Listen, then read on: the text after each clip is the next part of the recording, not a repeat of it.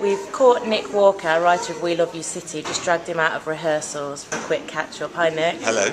I wondered if you could just tell us a bit about the play, because ultimately it's a drama, even though it is about football. So can you tell us a bit about the story of the play? Yeah, well, we've chosen 7 or 8 stories, and the main thrust of the play is that it follows the journeys of a group of 11 Coventry people who, for one reason or another, find themselves not at the match on that day. So it's very much a story about them and their lives, but their ups and downs pretty much mirror the journey of the match itself, and we were keen to use the inspiration of the match to chart those ups and downs. And what we got from the game was a series of like a 5-act structure. So there are 5 goals in the match. There's an early setback, they're back on terms, then there's another setback, and then they struggle to get level again, and then there's that little bit of luck that sees them through to the end. And so all of the dramatic stories mirror that structure.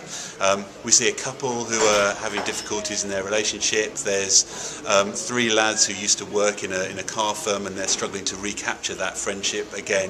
There's a couple of brothers who've fallen apart who need some resolution there. And it's stories like that we follow through the course of the drama. So it is primarily a drama, but told through the structure of a iconic football match.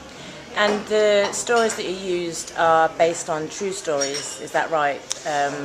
Yeah. You did a search for stories from people in Coventry. Yeah, we did. We did a call out for what was happening on the day for you, but also what was going on in the city, and maybe larger questions about what was going on in Britain in the 80s. It captures some of that as well, and we've combined some of those elements within certain characters in order to tell those sorts of stories. So there are parts of the match reenacted throughout the play. Can you tell us a bit about how that's done? Because it involves quite a bit of physical theatre, doesn't it? It does. Well, as we chart the highs and lows of the characters, so we occasionally go back to the match, and if there's a particular crisis in a character, it might be that mirrors a sort of a foul or a goal that Spurs score in the match, so that as the characters get to a heightened state of crisis, we also then find that moment in the game too, and we switch one to the other. So that's how we bring the game to the city and the city to the game. And yeah, there's that very quick movement from one to the other, so that we get that sense of the speed of the match, also the speed of the drama in the city. And am I right in thinking there's some quite interesting use of music throughout the play as well? Yes, there's a piano at each goal mouth. Derek, the composer, has taken as his inspiration some of the sort of themes of Match of the Day, although it's hard to spot, he sort of reinvented it.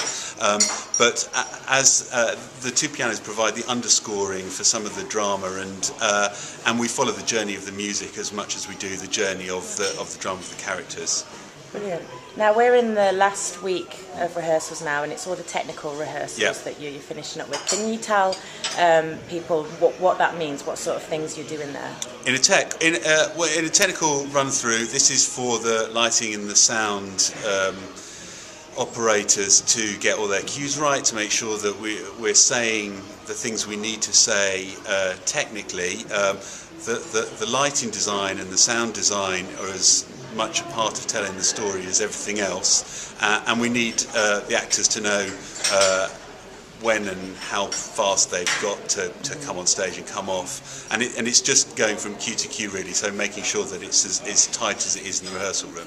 And how has that been going for you guys? Good. It takes a long time. There are hundreds of cues in the show because it's a very fast show, but we seem to be on schedule so far, maybe even a little bit ahead. Ah, that's good.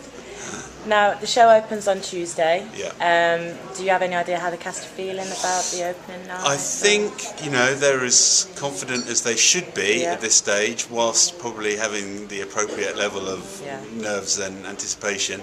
I know Tuesday is really rammed, so it'll be great to play to a packed house. That's when the show works at its best, and the audience enjoy it most then. So when you're in a crowd of people, it's like watching an exciting sporting event. You get that kind of kick off it, and it will be like that on Tuesday, and we're hoping it will be for the rest of the run as well.